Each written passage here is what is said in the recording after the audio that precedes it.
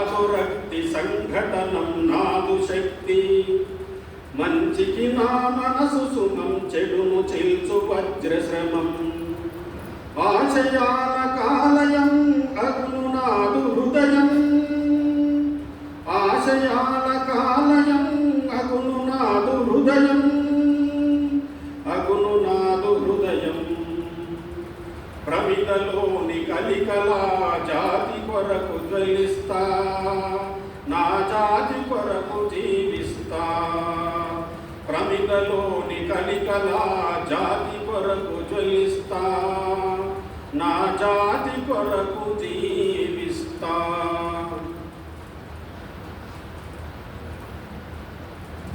ఈనాటి కార్యక్రమాన్ని ఉద్దేశించి మార్గదర్శనం చేయవలసిందిగా మాన్యశ్రీ ఆయాసిత లక్ష్మణరావు గారిని కోరుతున్నాను.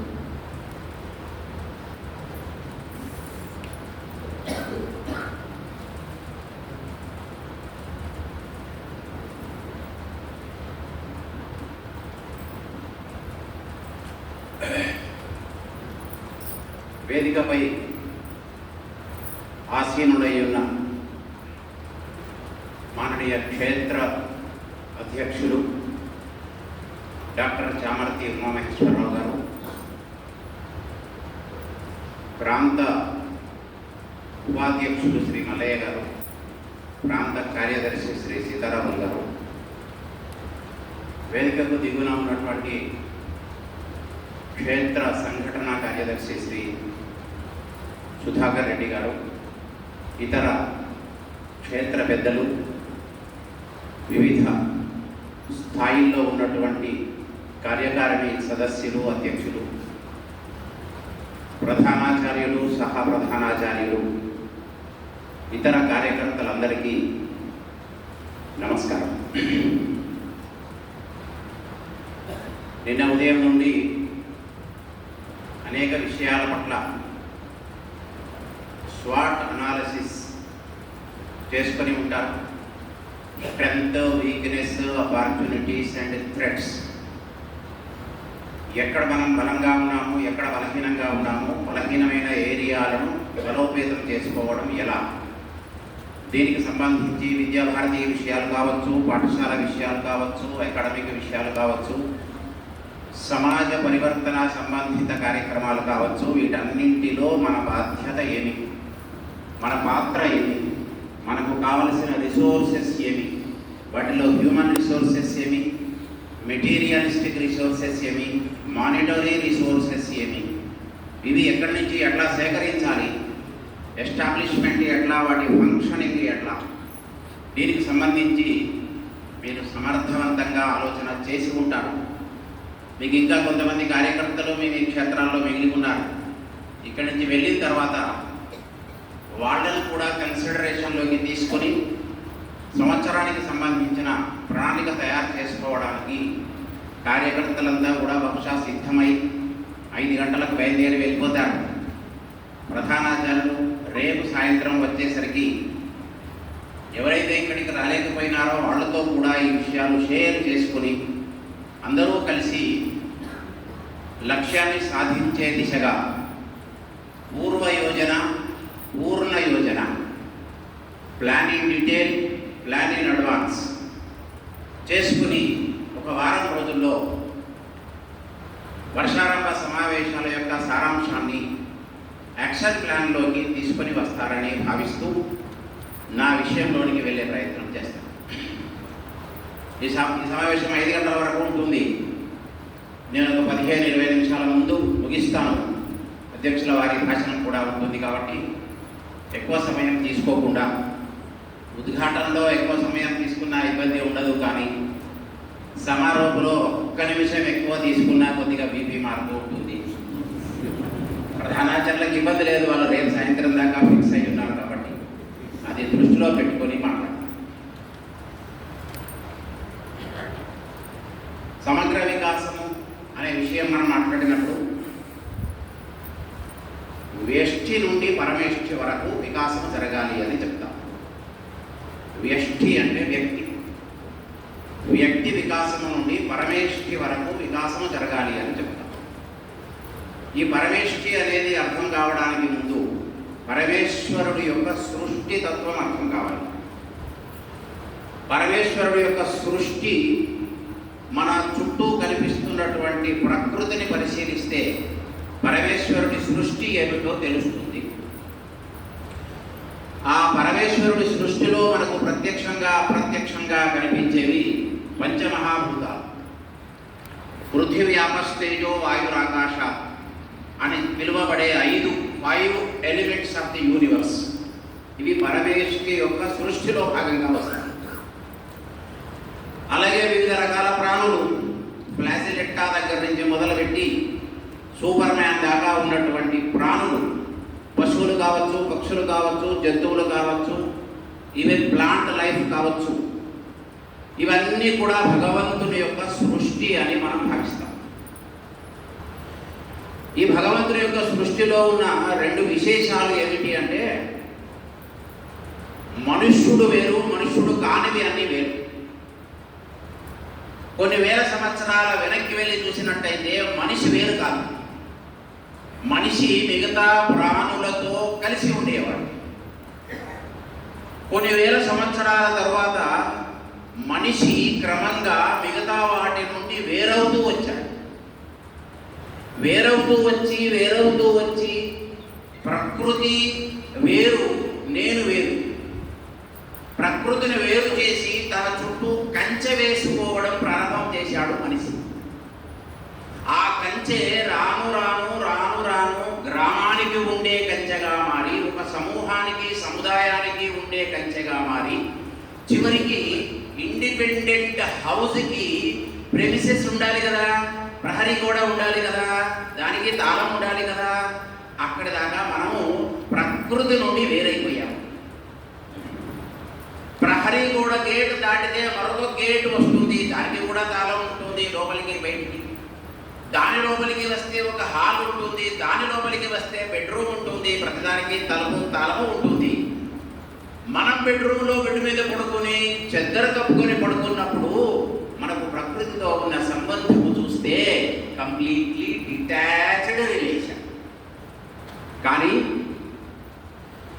ఈ మనిషిని వదిలిపెట్టి మిగతా ప్రకృతిని పరిశీలిస్తే ఆ ప్రకృతిలో పక్షులకు ఒక శక్తి ఉంది, అవి ఎగరగలుగుతాయి. చేపలకు ఒక శక్తి ఉంది, అవి నీటిలో ఈదగలుగుతాయి. కోకిలకు ఒక శక్తి ఉంది, మధురమైన స్వరములో పాడగలుగుతుంది. కానీ ఇవన్నీ యునీక్ ఫీచర్స్. యునీక్ ఫీచర్స్ అంటే ఒక పక్షికి, ఒక జంతువుకి ఉన్నటువంటి లక్షణము మరొక పక్షి, మరొక జంతువు గ్రహించలేదు. కోకిల ఒక పక్షి మధురంగా పాడుతుంది. కాకి కానీ కొంగ కానీ ప్రయత్నం చేస్తే పాడుతాయేమో కానీ ఆ మాధుర్యం రాదు. చేప నీటిలో బ్రహ్మాండంగా ఎదగలుగుతుంది, కానీ భూమి మీదకి వస్తే అది బ్రతకలేదు. వాటికి ప్రకృతితో ఉన్న లిమిటెడ్ బాండేజ్ వాటికి ఉంది. కానీ మనిషి భిన్నమైన వాడు. మనిషి ఎందుకు భిన్నమైన వాడు అంటే మనిషికి 2 లక్షణాలు ఉన్నాయి. ఒకటి థాట్ ప్రాసెస్. థాట్ ప్రాసెస్ మిగతా వాటికి కూడా ఉంది, జంతువులకు కూడా ఉంది, పక్షులకు కూడా ఉంది థాట్ ప్రాసెస్. కానీ మనిషి యొక్క థాట్ ప్రాసెస్ వేరు. మనిషికి థాట్ ప్రాసెస్తో అడిషనల్గా ఉన్న శక్తి ఏమిటి అంటే వ్యక్తీకరణ శక్తి. థాట్ ప్రాసెస్ ఉంది. ఒక ప్రశ్న వేయాలంటే ప్రశ్న వేయడానికి 10 సెకండ్ల ముందు మీ బ్రెయిన్లో జరిగేది థాట్ ప్రాసెస్. ఎవరైనా ఒక ప్రశ్న వేస్తే దానికి సమాధానం చెప్పాలంటే లేచి నిలబడి మాట్లాడడానికి ముందు జరిగే మెకానిజం ఇంటర్నల్ థాట్ ప్రాసెస్. ఈ థాట్ ప్రాసెస్ ఒకటి, ఆలోచన ప్రక్రియ ఒకటి, వ్యక్తీకరణ నైపుణ్యాలు ఒకటి. ఆ వ్యక్తీకరణ నైపుణ్యాలు కూడా 2 రకాలు. ఒకటి చేష్టల ద్వారా వ్యక్తీకరణ చేస్తాము, వాక్కు ద్వారా, శబ్దాల ద్వారా వ్యక్తీకరణ చేస్తాము. ఇక్కడ పశువులకు, పక్షులకు ఏ లక్షణాలు, ఏ ఫీచర్స్ ఉన్నాయని మనం అనుకున్నామో, అవి యునీక్ అని ఏవైతే అనుకున్నామో, అవి ఏవైతే స్థిరము అని అనుకున్నామో, డైనమిక్ కాదు అని, స్టేటిక్ అని అనుకున్నామో, వాటన్నింటినీ కూడా థాట్ ప్రాసెస్ ద్వారా మనిషి నిజం చేశాడు. ఇవాళ మనిషి మెరైన్ టెక్నాలజీ డెవలప్ చేశాడు. చేపలు వెళ్ళలేని లోతుకు కూడా మనిషి వెళ్ళగలుగుతున్నాడు. పక్షులు ఎగరలేని హైట్కి మనిషి ఎగరగలుగుతూ ఉన్నాడు. కానీ మనిషి ఎంత టెక్నాలజీ ఆధారంగా థాట్ ప్రాసెస్ని డెవలప్ చేసినప్పటికీ వాటన్నింటికీ ఒక బేస్ ఉంది, మిగతా వాటికి లేదు. అదే మనందరము కూడా నిత్యము నిరంతరము చేసేటటువంటి పని. మన పని ప్రభుత్వము విద్యాభారతి ప్రిస్క్రైబ్ చేసిన సిలబస్ పూర్తి చేయడం మాత్రమే కాదు. మన ఫోకస్ థాట్ ప్రాసెస్ని ఎటువైపు మళ్లించాలో అటువైపు మళ్లించడానికి కావలసిన యాక్షన్ ప్లాన్. వ్యక్తి నిర్మాణము గోడల మీద వాక్యాలు రాయడం ద్వారా వ్యక్తి నిర్మాణము జరగదు. వ్యక్తి నిర్మాణానికి కావలసినది థాట్ ప్రాసెస్. మనిషి యొక్క ఆలోచన విధానాన్ని ఫోకస్ చేసేది తరగతి గదిలో. ఇవాళ సమాజాన్ని మనం క్రిటిసైజ్ చేస్తూ ఉంటాము. సమాజం అంతా చెడిపోయింది, సమాజం అంతా చెడిపోయింది. ఈ సమాజం అంతా కూడా పాఠశాల యొక్క అవుట్కమ్.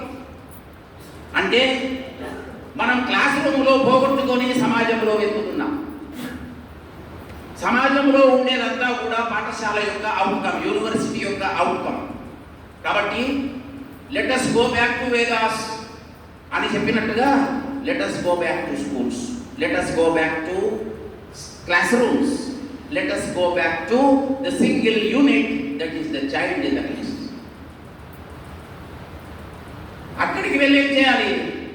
మనం చేసే రెండు పనుల్లో చాలా మంది చేసేది మొదటి పని, రెండో పని చేయరు.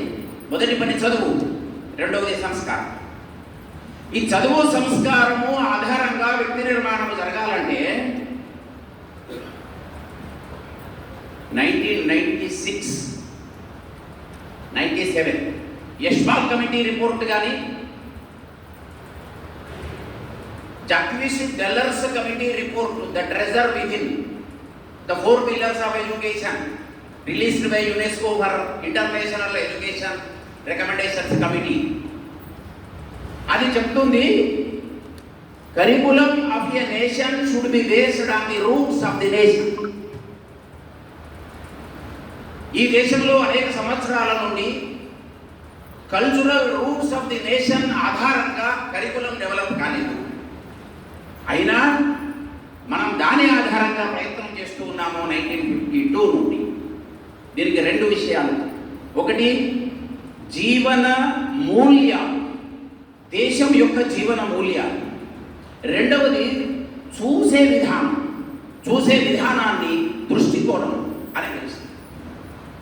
మనము తరగతి గదికి ప్రిస్క్రైబ్ చేసిన సిలబస్ ఆధారంగా నిర్మాణం చేయవలసినవి భారతీయ జీవన మూల్యాలు, భారతీయ జీవన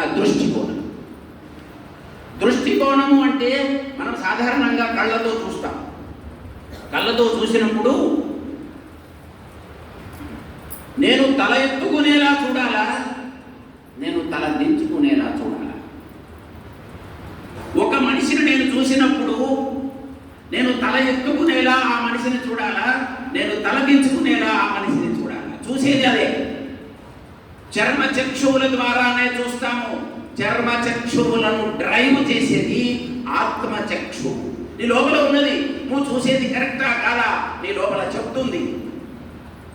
ఇప్పుడు ఫోకస్ చేయాల్సింది బాహ్య చక్షువున అంతః చక్షువున. నేను చూసేది కరెక్ట్ కాదు అని నాకు తెలిసినప్పుడు నా చూపు మారుతుంది.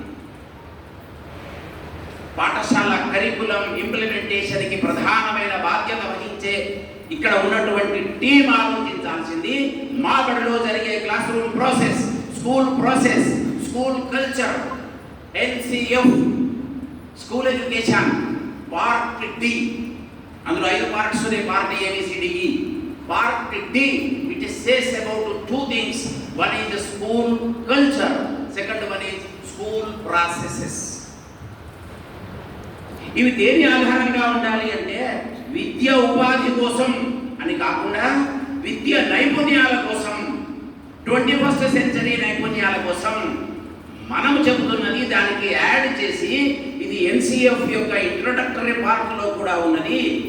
దేశం యొక్క జీవన మూల్యాలు, దేశం యొక్క దృష్టికోణము, దీనిని అవగాహన చేయించడం కోసము మన తరగతి గదులు ఉన్నాయా.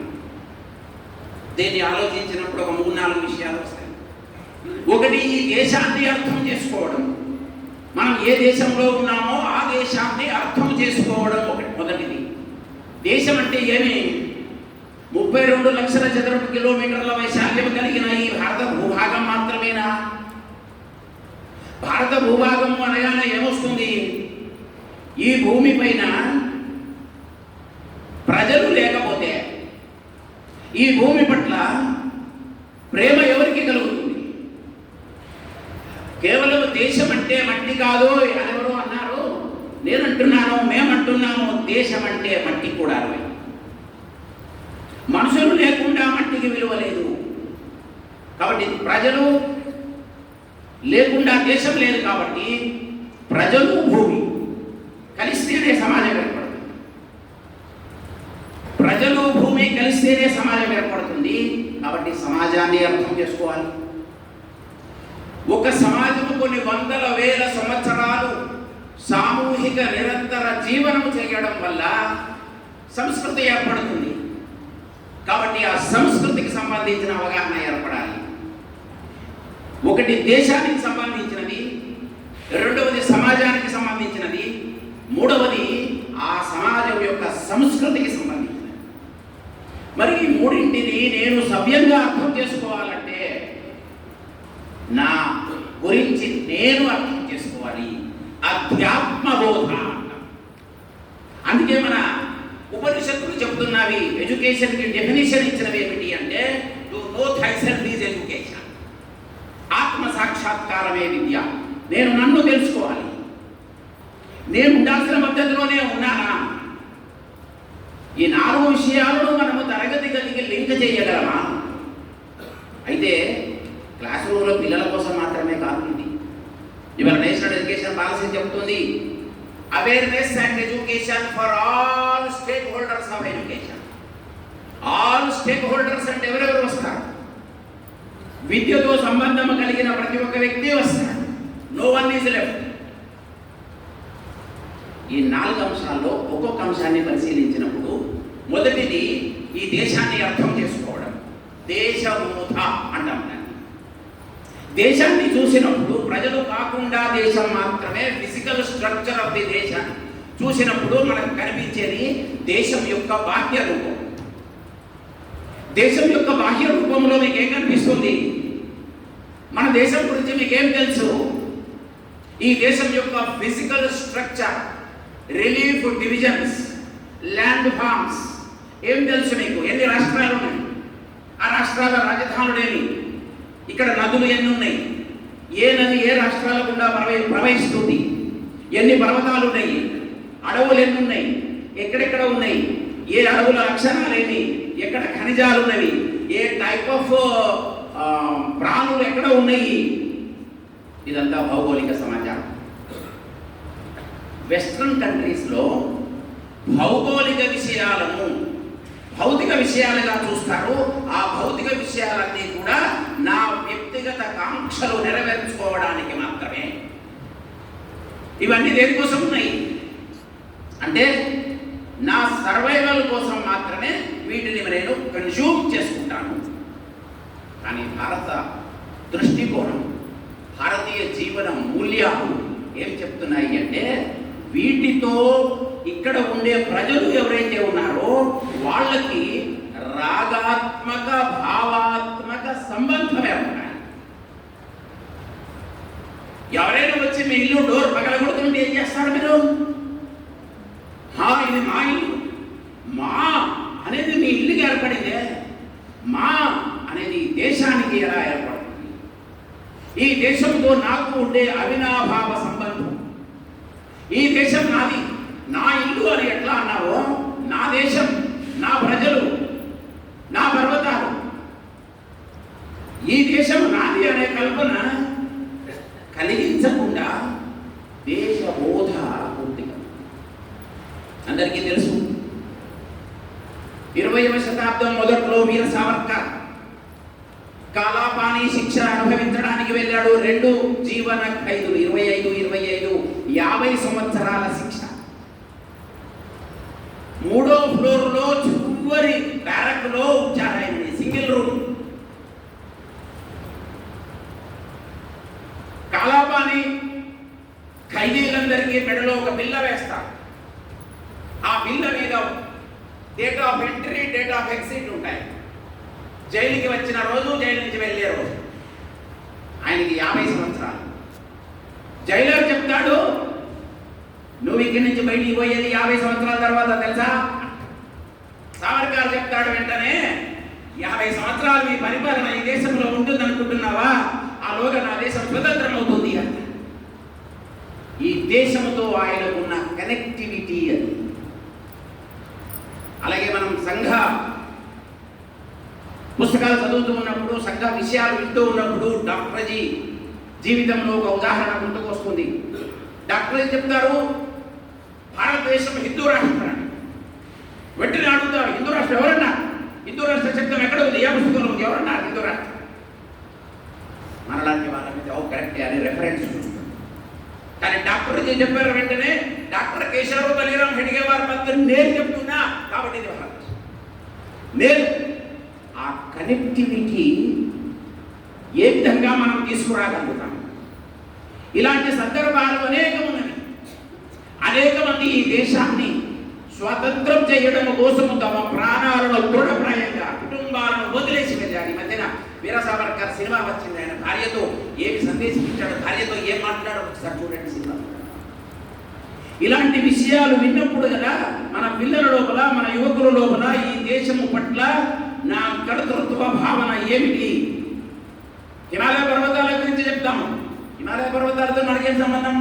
నువ్వు లింక్ చేయకపోతే హిమాలయ పర్వతాలు కేవలం పర్వతాలు మాత్రమే. కానీ హిమాలయ పర్వతాల్లో దేవతాత్మ హిమాలయ అని మనం చదువుతామే, దాని అర్థం చెప్పు. ఎందుకు అది దేవతాత్మ? అలసాని పెద్దన రాసిన మను చరిత్ర చదవండి. మను చరిత్రలో కేవలము భౌతిక పర్వతాల వర్ణన మాత్రమే కాదు, ఆయన లోతుగా వెళ్ళాడు. హిమాలయ పర్వతాల్లో దేవతాత్మ హిమాలయ ఏమిటో చూపించాడు అలసాని పెద్దన. కేదారేషు భజించితిన్ శిరమునం గిలించితిన్ హింగులా పాదాంభోముఖములు ప్రయాగ నిలయము పద్మాక్షు సేవించితిన్. వీళ్ళందరూ ఎవరు? హిమాలయ పర్వతాలు అవుతాయి ఇప్పుడు అవి. వ్యాస మహర్షి తపస్సు చేసింది ఎక్కడ? అనేక యుద్ధాలు జరిగినవి నదీ తీరాలలో. తుంగభద్ర నదీ తీరంలో టిప్పు సుల్తాన్ ఎంతమందితో శ్రీరంగపట్టణంలో, మీరు ఏ నదీ తీరానికల్లా వెళ్ళండి, శీలం నది చూడండి. నదీ తీరం అనగానే ఒకవైపు యుద్ధాలు, ఒకవైపు పుణ్యక్షేత్రాలు, తీర్థక్షేత్రాలు. ఈ లింక్ ఎప్పుడు చేయగలుగుతాము? ఈ దేశంతో నా కనెక్టివిటీ. స్వామి వివేకానంద 1893లో షికాగో వెళ్ళిన తర్వాత వెంటనే రిటర్న్ రాలే. సమారోహం కాగానే ఇంటికి పోయినట్టు ఆయన అట్లా రాలే. 4 సంవత్సరాలు అక్కడే ఉన్నాడు. 1896 దాకా మీరు వెళ్ళచ్చు. 1896లో వచ్చాడు ఆయన రిటర్న్. 4 సంవత్సరాలు వచ్చేటప్పుడు ఆయన ప్రశ్న వేశారు, ఏమండి మీరు ఇన్ని సంవత్సరాలు ఒక గ్లోరియస్ ఏరియాలో ఉన్నారు, ఒక విక్టోరియస్ రీజియన్లో ఉన్నారు, ఒక పవర్ఫుల్ కంట్రీలో ఉన్నారు కదా, మీకు ఏమనిపిస్తుంది? నాలాంటి వాడైతే ఇక్కడనే ఉండాలనిపిస్తుంది అనేవాడిని కావచ్చు. వివేకానంద చెప్పాడు, ఇక్కడ చూస్తున్న కొద్దీ నా దేశంలో కనెక్టివిటీ పెరుగుతుంది, నా దేశంలో కణము కణము చాలా పవిత్రమైనది అని అనిపిస్తున్నది. ప్రతి క్షణం నేను ఈ దేశాన్ని నా దేశంతో పోల్చుకుంటున్నాను, నా దేశానికి నేను దగ్గర. త్రికూట పర్వతంలో మీకు రావణవధ అయిపోయిన తర్వాత ఆ వీధిలో జరుగుతూ ఉంటే లక్ష్మణుడికి అనిపించింది అందరికీ తెలిసినటువంటి వాక్యము, జననీ జన్మభూమిశ్చ స్వర్గాదపి గరీయసి అవి స్వర్ణమయీ లంకానమే లక్ష్మణుడు. చూసిన బంగారం ఏముంది, ఇక్కడే ఉందామన్న. కానీ పూర్తి దేశ బోధ కలిగిన వాడు రాముడు. జననీ జన్మభూమిశ్చ స్వర్గాదపి గరీయసి. ఇవాళ చాలా మందికి అవగాహన ఉంది, కానీ దాన్ని ఇంకా డెప్త్ వెడ్త్ పెంచాల్సిన అవసరం. అమెరికాలో ఉన్నారు చాలా మంది, వాళ్ళ గ్రామాలకు సేవ చేస్తున్నారు. అమెరికాలో ఉన్నారు, డబ్బు తీసుకొచ్చి గవర్నమెంట్ స్కూల్స్కి ఇస్తున్నారు. అమెరికాలో ఉన్నారు, ఇంకెక్కడో ఉన్నారు, తీసుకొచ్చి మన పాఠశాలని, మా ఊరి పాఠశాలను డెవలప్ చేయాలి. దీని వైభవమైన ఈ కనెక్టివిటీని పెంచేటటువంటి పని. అట్లాగే ఈ సమాజం, రెండవది సమాజ బోధ, సమాజాన్ని అర్థం చేసుకోవడం. ఈ సమాజం అంటే ఎవరు? నేనేనా? సమాజము ప్రారంభమయ్యేది నాకు. నా తర్వాత స్టెప్ నా పరివారం, నా కుటుంబం, మా అమ్మ, మా నాన్న, మా అన్నయ్య, మా తాతయ్య. ఇది ఒక పరిధి. ఇక్కడి నుంచి వెళ్ళిన తర్వాత మా నైబర్స్, మా వాడ వాళ్ళే, తర్వాత మా ఊరి వాళ్ళే.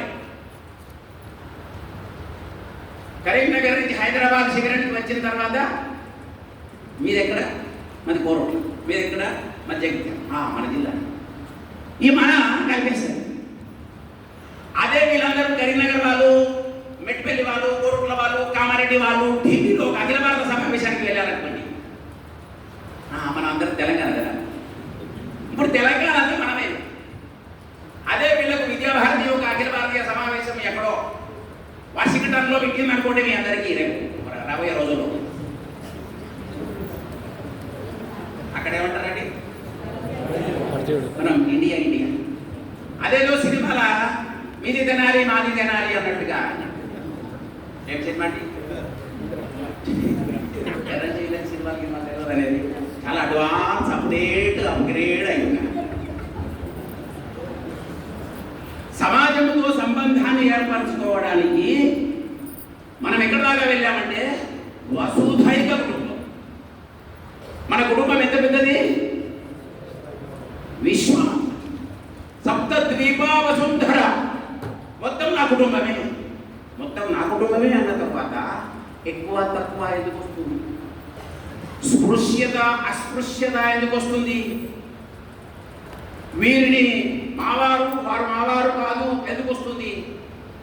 మీరు లోపల డైనింగ్ టేబుల్ మీద భోజనం చేయండి, మీరు బయట హాల్లో కింద విస్తర వేస్తాను అక్కడ భోజనం చేయండి ఎందుకు వస్తుంది? పర్లేదండి, మీ భోజనం చేసిన తర్వాత ప్లేట్ అక్కడే ఉంచండి, నువ్వు ఆ విస్తర తీసి బయట వేసిరా, ఇది ఎందుకు వస్తుంది? దీని మీద చాలా సమర్థ సంబంధమైనటువంటి విషయాలు వస్తాయి. స్వామి వివేకానంద తిరిగి వస్తూ ఉన్నప్పుడు ఆయన అడిగారు. ఆయన వేషం అంతా చూసి, మీరు ఈ వేషంలో కాకుండా కాస్త కోటు షూటు బూటు వేసుకొని ఉంటే బాగుండేది. మన దగ్గర కూడా కొన్ని ఇంగ్లీష్ మీడియం స్కూల్స్ అయిన తర్వాత బూట్లు కోట్లు వచ్చినాయి. కింద బూట్లు మీద కోట్లు. కొన్ని స్కూళ్ళలో చూసిన ఆ కోటు వశపడక తీసి కూర్చికేస్తుంది. అంటే కోటు వేసుకుంటే కానీ తెలియదు దాని ఆనందం ఏంటో. అంటే కింద బూట్లు మీద సూట్లు ఉంటేనే ఇంగ్లీష్ వస్తుందా? మామూలు ధోతిలాంటి వేసుకొని ఇంగ్లీష్లో మాట్లాడితే అది ఇంగ్లీష్ మీడియం కానే కాదు. సమాజాన్ని అర్థం చేసుకోవడానికి ఆయన వేషభూషలు కాదు, మా దేశంలో సివిలైజ్డ్ అనే శబ్దం వాడతాడు ఆయన. We are not made civilized by our costumes and hair cutting. నా హెయిర్ కటింగ్ స్టైల్, నేను వేసుకున్న డ్రెస్ నన్ను సివిలైజ్డ్ చెయ్యదు.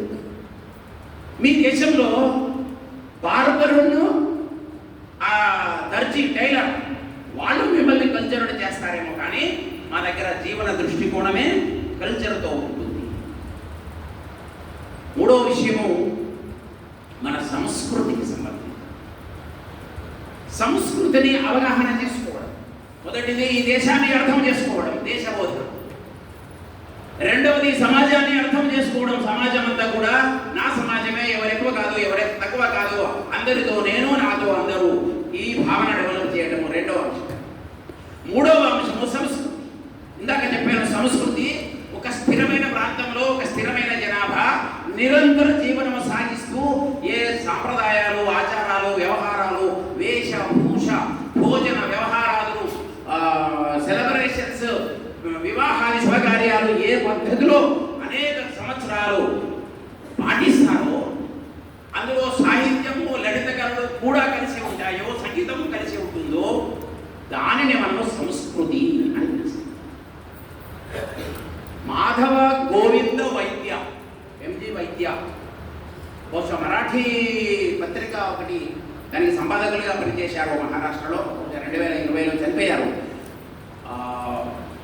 రాష్ట్రీయ స్వయంసేవక సంఘ స్పోక్ పర్సన్గా ఉండేవాడు.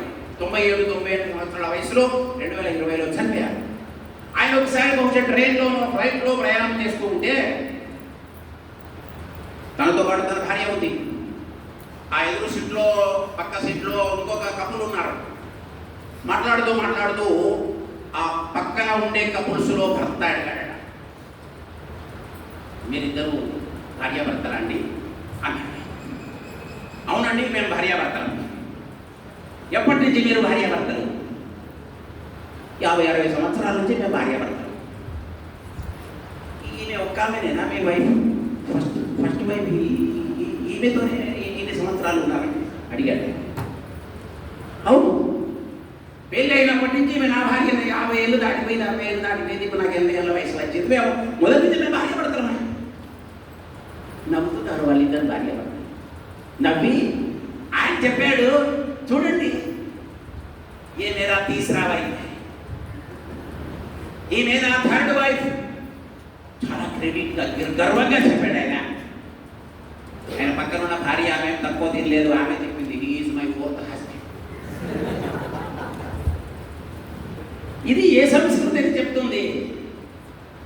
ఇవాళ సంస్కృతి బోధ ఎంజీ వైద్య ఫ్యామిలీదా వాళ్ళదా ఈ దేశానికి కావలసింది. మరొక సంఘటన ఉంది, సమయం ఎక్కువ లేదు నాకు. ఇక్కడ ఒక పేపర్ చదువుతున్నాడు భర్త, ఒక పుస్తకం చదువుతున్నాడు. పక్కన నిలబడింది భార్య. ఏమని, ఏం చదువుతున్నారు అడిగింది. మన దగ్గర కొంతమంది తల్లుడు మహా తెలియగల వాళ్ళు ఉన్నారు. ఏమండి, ఏం చదువుతున్నారు? ఈయన కూడా తెలియగలవాడే, పుస్తకం చదువుతున్నాడు. అంటే పుస్తకం చదువుతున్నావు కానీ ఏ పుస్తకం చదువుతున్నా, దానిలో ఏమున్నది కొంచెం మ్యాటర్ అయ్యింది. ఇందులో భార్యాభర్తల గురించి ఉంది. ఏముంది చెప్పాడు. భార్యాభర్తలు అంటే 7 జన్మల బంధం. భార్యాభర్తల బంధం ఒకసారి పెళ్లి చేసుకుంటే 3 ముళ్ళు 7 అడుగులు 100 సంవత్సరాలు. ఏమిటండి 3 ముళ్ళు 7 అడుగులు 100 సంవత్సరాలు. అట్లా 7 జన్మలు అట్లా ఉంది పుస్తకంలో అని చెప్తున్నాడు ఆయన. వెంటనే ఆమె అంటుంది, 8వ జన్మ ఇంకెవరికైనా వాయిదా ఇచ్చారా? 7 జన్మలు అయితే కట్ అవుతుంది, 8వ జన్మ ఇవ్వాలి. ఆమె అడిగి దీని అర్థమేమి? భారతదేశంలో సనాతన ధర్మంలో వివాహం అంటే జన్మల బంధం. 7 జన్మలు కాదు. 7 జన్మలు ఎందుకన్నారు? 7 జన్మలు మినిమం. 7 జన్మలు అందరికీ కాదు. అయితే ఇది ఒక్కటే పట్టుకపోయి ఊళ్ళల్లో చెప్పకూడదు, మిగతా అంశాలు కూడా చెప్పాలి. 1991 గ్లోబలైజేషన్ తర్వాత ఈ దేశంలో వివాహ వ్యవస్థ ఎట్లా మారిపోయింది? వివాహము జరిగి రిసెప్షన్ జరిగినప్పుడు ఏ డ్రెస్సులో పెళ్లి కొడుకుంటున్నాడు? వేదిక మీదికి బూట్లు వేసుకొని చెప్పులు వేసుకొని వెళ్ళి అక్షతలు వేస్తూ ఉన్నాడు. వేదిక లక్ష్మీనారాయణులను ఆవాహన చేసి అల్లుడికి కాళ్ళు కడుగుతాడు. అల్లుడికి కాదు కళ్ళు అడిగేది, మామ కాళ్ళు అడిగేది, బిడ్డనిచ్చేది. అక్కడ ఎవరు అంటే విష్ణుమూర్తిని ఆవాహన చేసి, ఆవాహన అయింది అన్నాక కాళ్ళు కడుగుతాడు. అది అర్థం కాకుండా మామని కాళ్ళు కడుగుతాడు. మామ నీ కాళ్ళు కడగట్లే, నీకు తెలియకుండా నీ లోపలి ఇంకొక ఆయన వచ్చింది, ఆయన కడుగుతున్నాడు కాళ్ళు. ఇవాళ ప్రీ వెడ్డింగ్ అనేది ప్రోగ్రామ్ జరుగుతుంది. ప్రీ వెడ్డింగ్, ఇంకా ప్రీ వెడ్డింగ్ వెడ్డింగ్కి వచ్చిన వాళ్ళందరూ చూసినారో లేదో అని అటొకటి స్క్రీన్ పెట్టి ఇక మేము వెళ్ళి అటువంటి ఇట్లా తిరిగినామని వీడియో చూపిస్తుంది. ఎంత దరిద్రం వచ్చిందంటే ఇవన్నీ కూడా గ్లోబలైజేషన్ యొక్క కాన్సిక్వెన్సెస్. మన దగ్గర కొన్ని శబ్దాలు స్థిరంగా ఉన్నాయి, మన సంస్కృతికి సంబంధించినవి. మాతృవత్ భరదారేషు, మాతృవత్ భరదార అంటే ఇతరుల భార్య మనకు తల్లి కోసం. ఇవాళ యువతరములు, నేటి యువతరం అని మనం లక్ష్యంలో ఏదైతే చెప్తున్నామో వాళ్ళ లోపల ఇతర స్త్రీలందరూ కూడా నా భార్య మినహా మిగతా వాళ్ళందరూ కూడా నాకు తల్లు లాంటి వారు అనేది ఫిక్స్ అయితే నిర్భయ లాంటి చట్టం చేయాల్సిన అవసరం ఉంది. అర్ధరాత్రి ఆడపిల్ల బయటికి వెళ్తే లోపలికి వస్తే అనే స్వతంత్రం గురించి మాట్లాడాల్సిన అవసరం ఏముంది? ఇవాళ ఆడపిల్ల వయస్తుంది కానీ మగపిల్ల కూడా వహించే పరిస్థితి లేదు. లోష్టవత్ పరద్రవ్యేషు, ఇతరుల ధనం మట్టితో సమానం, ఆత్మవత్ సర్వభూతేషు. ఇది కదా భారతీయ సంస్కృతి. సంగీతము, కళలు, సాహిత్యము ఈ దేశంలో ఏ విధంగా విమర్శకు గురి అవుతూ ఉన్నది. భారతీయ సంగీతం గురించి బహుశా ఇటలీలో ముసోలిని రెండవ ప్రపంచ యుద్ధం జరుగుతూ ఉన్న సమయంలో 1945కి కొద్దిగా ముందు ఆయనకి నిద్ర పట్టాడు. 2 రోజులైతే 3 రోజులైతే నిద్ర రావట్ల. ఎవరో చెప్పారట, భారతీయ సంగీతకారులు వచ్చి సంగీతం పాడితే ఆ సంగీతానికి నీకు నిద్ర వస్తుంది, నిద్ర పోగొట్టే రాగాలు కూడా ఉన్నాయి, నిద్ర పుచ్చే రాగాలు కూడా ఉన్నాయి అని విశ్లేషించారు. దానికి వెళ్ళాడు పండిత ఓంకారనాథ ఠాకూర్. పండిత ఓంకారనాథ ఠాకూర్ వెళ్ళి 10-15 నిమిషాలు ఆయన ఒంటరిగా ఒక గదిలో పడుకోబెట్టి ఈయన పాట పాడితే గాఢ నిద్రలోకి వెళ్ళిపోయాడు. మనం తాన్సేన్ గురించి ఇక్కడ అక్బర్ దగ్గర ఆస్థానంలో ఉండేటటువంటి తాన్సేన్ యొక్క సంగీతం గురించి విని ఉంటాం. అలాగే పాండిచేరిలో అరవింద ఆశ్రమంలో 2 మొక్కలు పెంచారు. ఒక మొక్కకి అంటే ఎప్పుడైతే ఆ సీడ్ అనేది సీడ్లింగ్గా మారుతూ ఉన్నదో ఆ దశలోనే 2 చోట్ల 2 ప్లాంట్స్ పెట్టి 2 రకాల మ్యూజిక్ పెట్టారు. ఒక దగ్గరేమో Michael Jackson Madonna music, Michael Jackson and Madonna music పెట్టారు. ఇంకొక దగ్గరేమో భారతీయ కర్ణాటక సంగీతం పెట్టారు మంద్రస్వరంలో. 4 వారాల తర్వాత మొక్క పెరిగిన విధానంలో మార్పు వచ్చింది భారతీయ సంగీతానికి. ఇట్లా ఆలోచించినప్పుడు భారతీయ సంస్కృతి చాలా లోతైనది, చాలా పాతది, చాలా విస్తృతమైనది, వ్యాపకమైనది. దీనికి సంబంధించిన బోధ మన పిల్లలకి, మన పరివారానికి, మన ఆచార్యులకు, మన ప్రబంధకారునికి, మన పోషకులకు, మన పూర్వ విద్యార్థులకు మనము మధ్యన ఇవ్వగలుగుతూ ఉన్నామా? చివరిది నన్ను నేను తెలుసుకునే అధ్యాత్మబోధ. ఆత్మబోధ లేదా అధ్యాత్మబోధ. ఆత్మ కంటే లోతైన లేయర్ అధ్యాత్మ. మీకు భగవద్గీత 7-8 అధ్యాయాల్లో చివరి 3 శ్లోకాల్లో ఇదే విషయం వస్తుంది. దృష్టికోణము గురించి నేను ఇందాక చెప్పాను. అంతఃకరణములు ఏవైతే ఉన్నాయో మనిషికి, బహిష్కరణములు 5+5 10 ఉంటాయి, అంతఃకరణములు 4 ఉంటాయి: మనస్సు, బుద్ధి, చిత్త, అహంకారం. ఇందులో చాలా డేంజరస్ మొదటిది మనస్సు. ఏది కనిపిస్తే అది, ఏది బాగుంటే అది నాకు కావాలని అనిపిస్తుంది. మనస్సు పని అంతే. కానీ దాని వెనకాల బుద్ధి ఉంటుంది. వెధవా అది నేను కాదు కదా, నువ్వు తీసుకోకూడదు. ఈ బుద్ధి వికసిస్తే నీకు ఆత్మబోధ వస్తుంది. దృష్టికోణం మారాలంటే మనస్సు, బుద్ధి. మనస్సు నియంత్రించాలి, బుద్ధి వికసించాలి. మనము మనస్సును నియంత్రించడానికి ఏం చేస్తున్నాము? బుద్ధిని వికసింపజేయడానికి ఏం చేస్తున్నాము? మూడవది వివేచన. It is the capacity of distinguish between good and bad and ready to accept good and reject bad. ఇవాళ సమాజంలో అందరికీ కూడా డిస్టింగ్విష్ కెపాసిటీ ఉంది. ఏది మంచి ఏది చెడు తెలుసు. కానీ రెండవదే సమస్య, accepting right and rejecting bad. ఇక్కడ సమస్య వస్తుంది. సమ్ టైమ్స్ దే కాంప్రమైజ్ కాకుండా నీ ఆత్మ, నీ బుద్ధి చెప్పినట్లుగా ముందుకు తీసుకెళ్ళగలుగుతుందా? దీనితో పాటు సమాజ బోధతో సంబంధం కలిగిన అధ్యాత్మ బోధ సంవేదనాశీలత అనేది సమాజ బోధలో వస్తుంది, అధ్యాత్మ బోధలో వస్తుంది. సంవేదన. నాకు దెబ్బ కలిగింది, నాకు నొప్పి అయ్యింది, నాకు బాధ కలుగుతుంది, అది వేదన. నీకు దెబ్బ తగిలింది, నీకు రక్తం వస్తుంది, నీవు బాధపడుతున్నావు. కానీ నీవెంత బాధపడుతున్నావో అంత బాధ నేను కూడా అనుభవిస్తున్నాను, అది సంవేదన. ఇవాళ మన పిల్లలకి సంవేదన అర్థం చేస్తూ ఉన్నామా? ఈ దేశం ఏమిటి, సమాజం ఏమిటి, మన హిందూ ధర్మాన్ని ఎవడైనా విమర్శిస్తే అది కాదురా ఇది అని మనం చెప్పగలుగుతున్నామా? మన సంస్కృతిని ఎవరైనా విమర్శిస్తే అది కాదు ఇది మా సంస్కృతి అని మనం చెప్పగలుగుతున్నామా? అంటే ఇవన్నీ కూడా ఇవాళ లుప్తమైపోయినవి. వీటన్నింటినీ కూడా రాబోయే నేటి యువతరం అని మనం ఏదైతే మన లక్ష్యంలో చెబుతున్నామో ఆ యువతరానికి ఆదర్శ జీవిత సంఘటనల ద్వారా, కథల ద్వారా, చిత్రాల ద్వారా, కొన్ని రకాల వీడియో ప్రెజెంటేషన్స్ ద్వారా, కవితల ద్వారా, మనము పాటల ద్వారా, నాటకీకరణ ద్వారా మనము అందించగలుగుతాము. విద్యాభారతి యొక్క యజ్ఞము కేవలము విద్యాబోధన చేయడం కాదు, సంపూర్ణ సమాజ పరివర్తన, టోటల్ ట్రాన్స్ఫర్మేషన్ ఆఫ్ సొసైటీ.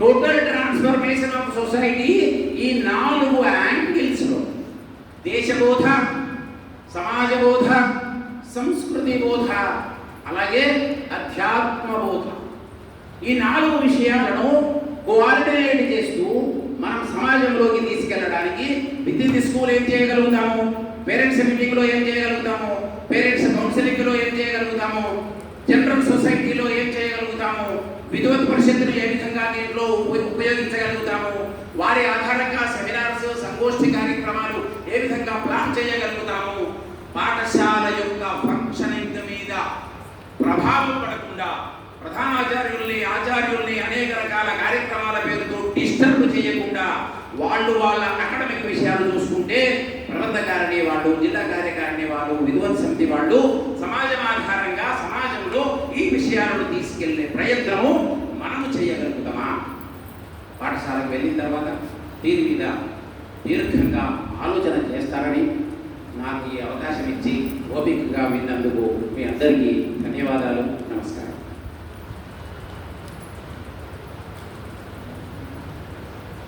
అధ్యక్ష భాషణం చేయవలసిందిగా డాక్టర్ సామర్థ్య ఉమామహేశ్వరరావు గారు.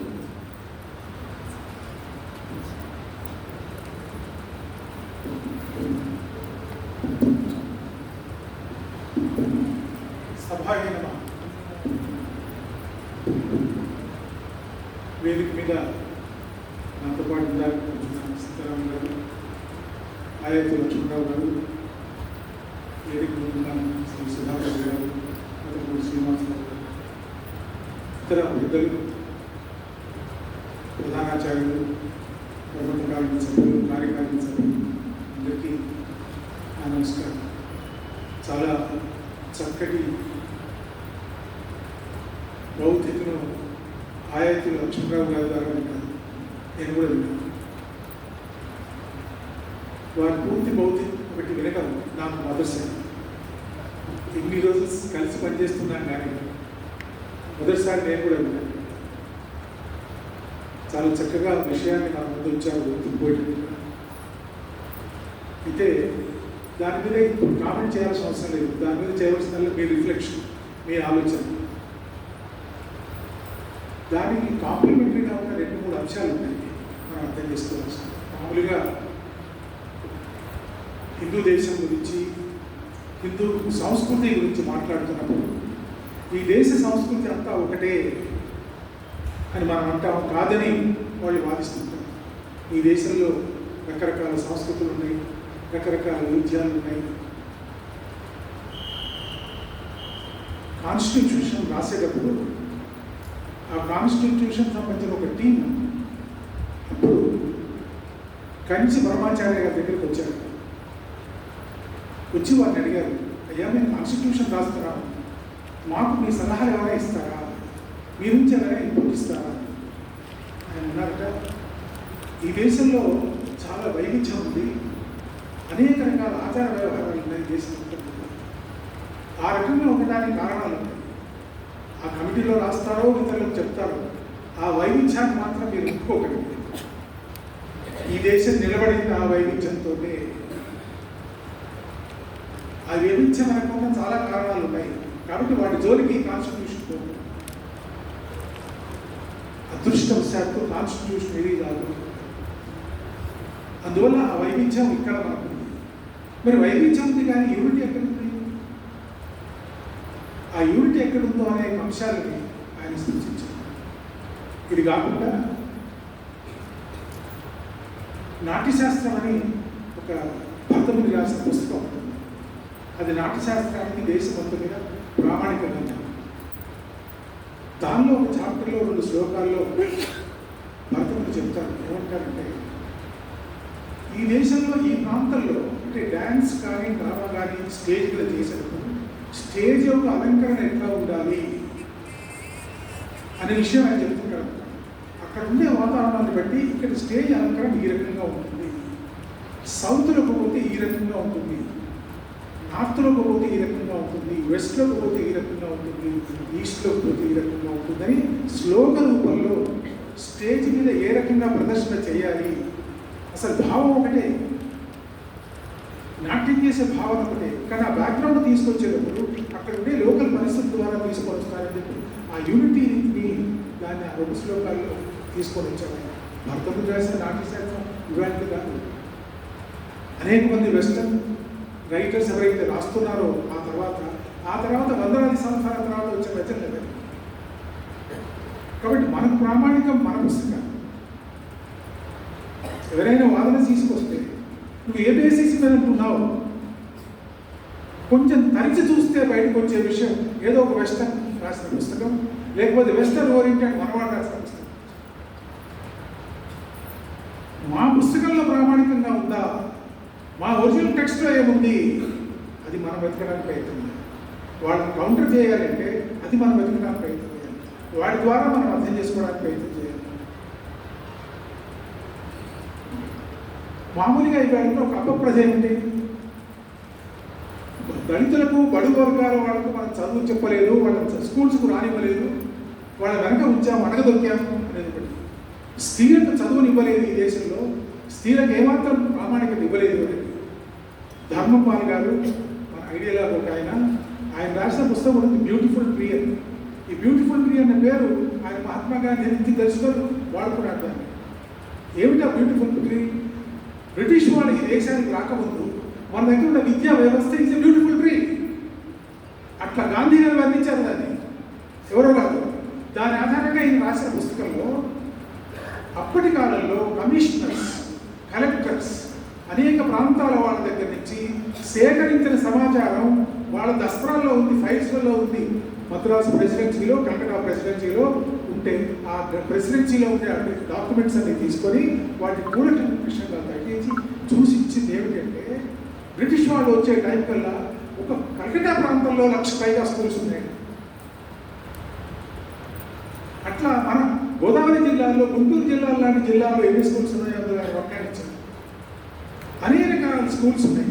ఈ స్కూల్స్ వల్ల ఎవరు వచ్చేవాళ్ళు అనే గణాంకాలు తీసుకొని చెప్తే ఆయన చెప్తున్నారు 60 to 70% of the people, students are from backward classes and SCs and STs. 50 to 20% of them are women. ఇది నిజమై ఉండగా పచ్చి అబద్ధాలు, అనేక రకాల వక్ర భాష్యాలు ఇస్తున్న పుస్తకాలు చాలా వచ్చాయి, మనం చాలా వింటున్నాం. దీని ఆధారంగా దళిత వర్గాలను రెచ్చగొట్టి ఈ దేశంలో కలిసి ఉండే వర్గాలందరినీ విడగొట్టి దేశాన్ని క్షుబ్ధం చేయడానికి, భగ్నం చేయడానికి చేసే ప్రయత్నాలు అన్నీ కావు. వాటి నుంచి మనం జాగ్రత్తగా ఉండాలి. ఇది సాక్ష్యం. ఆ పుస్తకం దొరుకుతుంది, బ్యూటిఫుల్ ట్రీ అని అమెజాన్లో తీసుకుంటే. నేను తెప్పించి చదివాను పుస్తకాన్ని. అందువల్ల మీరు సుశిక్షితులు కావాలి. అసలు నిజమేమిటి అది తెలుసుకోవడానికి ప్రయత్నం చేయాలి. నేను చేస్తున్న పనిలో విద్యాభారతి పనే కాకుండా సంస్కృతి ఫౌండేషన్ అని ఒక ఆర్గనైజేషన్, ఇట్స్ ఎ ట్రస్ట్. ఆ ట్రస్ట్ కూడా నేను చేరుతుంది. దాంట్లో 2 రకాల వర్క్స్ జరుగుతున్నాయి. ఒకటి, to do a deep research in to this. మన కల్చర్ అంటే గొప్పది అనుకుంటున్నాం కదా, ఏమిటా గొప్పదనం? టు డిగ్ అవుట్ దట్, అది బయటికి తీసుకొచ్చి, వెలికి తీసుకొచ్చి అందులో మనకు ఉపయోగపడే అంశాలు, అనేక అంశాలు ఏవైతే ఉన్నావో అవి పాలసీ డాక్యుమెంట్ రూపంలో ప్రస్తుత ప్రభుత్వాలకు అందించడం, ప్రస్తుత సమాజానికి అందించడం. దాంతో భాగంగా 2022 డిసెంబర్లో శ్రీశైలంలో శివాజీకి సంబంధించిన ఒక సెమినార్ జరిగింది, ఒక నేషన్ సెమినార్. అంటే మన శివాజీ నుంచి ఏం నేర్చుకోవచ్చు స్థూలంగా అది అంశం. అనేక మంది ప్రాంతాల్లో వచ్చారు. ఆశ్చర్యకరమైన విషయం ఏంటంటే మహారాష్ట్రలో ఉండే యూనివర్సిటీలో కూడా శివాజీ గురించిన రీసెర్చ్ జరగడం లేదు. అంత గర్వంగా మాట్లాడతారు, కొట్లాడుకుంటారు, అవన్నీ చేస్తారు, కానీ నిజంగా ఇంటలెక్చువల్ కాంపోనెంట్ వచ్చేవరకల్లా అది చాలా విచారకరమైన పరిస్థితులు. సో ఒక పాయింట్ చెప్తున్నది ఏంటంటే ఈ దేశంలో ఉండే కల్చర్కి ఏకాగ్రత ఉంది, దానికి ఉదాహరణలు ఉన్నాయి అన్ని. మీరు చదవండి, చదివి నమ్మండి, నేను చెప్పాను నమ్మద్దు. అది మన ఫిలాసఫీ కూడా. మన ఫిలాసఫీ అంతా కూడా it's not faith based, it is experience based. It is experience based అన్నాం కాబట్టి it is open to everybody. Not only ఈ దేశంలో ఉండే వాళ్ళు కాదు, ప్రపంచంలో ఎవరు ప్రయత్నం చేసినా సరే ఆ స్థాయికి రాగలిగినట్లయితే they can also realise the same thing. కాబట్టి ఈ దేశంలో ఉన్నవి ఈ ఫిలాసఫీ కానీ ఈ అప్రోచ్ కానీ ఇవన్నీ మీరు అర్థం చేసుకోవాలి. ఆయన ఆత్మబోధ అన్నాడు, ఆయన సమాజ బోధ అన్నాడు, సంస్కృతి బోధ అన్నాడు. వీటన్నింటినీ కూడా ఇంటిగ్రేట్ చేసుకుంటూ అల్టిమేట్గా ఈ దేశం యొక్క విలువలు కానీ ఈ దేశం యొక్క ఫిలాసఫీ కానీ పూర్తిగా అర్థం చేసుకోవడానికి ప్రయత్నం చేయండి. ఆ ప్రయత్నం ఏమవుతుందంటే దాన్ని మీరు ఎంతగా ఇంటర్నలైజ్ చేసుకుంటే, ఎంతగా అర్థం చేసుకుంటే, ఎంతగా మీలోకి వెళ్ళిపోయినట్లయితే మీ నుంచి వచ్చే పదాలు, మీ నుంచి వచ్చే వాక్యాలు, వాటి రూపురేఖలు మారుతాయి, విద్యార్థులు మారుతాయి. అది పై మాటలుగా కాదు. శంకరాచార్య గారు చెప్పినట్టుగా వాచక జ్ఞానం కాదు కావాల్సింది. 4 పుస్తకాలు చదివితే వస్తుంది, అది వాచక జ్ఞానం అంటాడు. దాన్ని ఎక్స్పీరియన్స్ కాండి అంటాడు, మీరు ఫీల్ కాండి అంటారు. వివేకానందులు వారు అంటారు, దళితుల గురించి మీరు మాట్లాడుతున్నారు, కానీ ఎన్నడైనా ఒక చుక్క, ఒక కన్నీటి చుక్కను రాల్చారా? అది ప్రతిస్పంద, ఆ సంవేదనాశీలత ఉందా? వాటిని మనం ఏర్పాటు చేసుకోగలిగాలి. అది మనం ఏర్పాటు చేసుకోగలిగితే మన పాఠశాలలు దాదాపు 35 లక్షల మంది విద్యార్థులు అక్రాస్ ద కంట్రీ ఉన్నారు. వీళ్ళందరూ కనుక దీన్ని ఆకలింపు చేసుకొని ఆ మార్గంలో ఉండగలిగినట్లయితే దేశాన్ని మార్చడం కష్టం, దేశంలో మార్పు తీసుకురావడం అసలు కాదు. దానికి మీరు పట్టుబద్ధులు ఉండాలని కోరుతూ సమయం అయిపోయింది కాబట్టి నేను ఇక్కడ ముగిస్తున్నాను. ధన్యవాదాలు. ధన్యవాద సమర్పణ.